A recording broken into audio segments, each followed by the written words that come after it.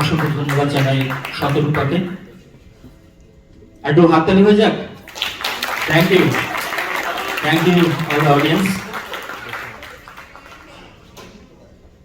রবীন্দ্রনাথ কিন্তু ছিলেন যুব সমাজেরও আদর্শ একজন আইকন।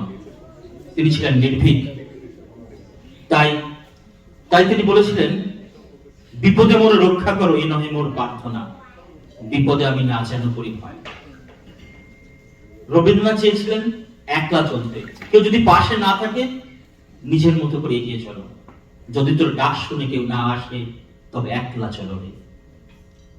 1905 সাল যখন লর্ড কার্জন সমস্ত ভারতবর্ষকে ভেঙে ফেলতে চাইছেন, তখন তিনি প্রবর্তন করেছিলেন, স্থাপন করেছিলেন হিন্দু আর মুসলমানের সৌভ্রাতৃত্বের জন্য, মিলেমিশে একাকার করার জন্য রাখি বন্ধন উৎসব।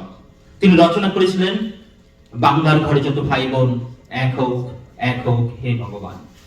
তিনি চেয়েছিলেন মুক্তি, সাম্প্রদায়িকতার সমস্ত ভেদাভেদ বলে মুক্তি। কোন মুক্তি? যেখানে সাম্প্রদায়িকতার বিশ্বাসও থাকবে না, যেখানে মানুষের রক্ত নিয়ে আলপনা আঁকা হবে না, যেখানে মানুষ মানুষকে বিশ্বাস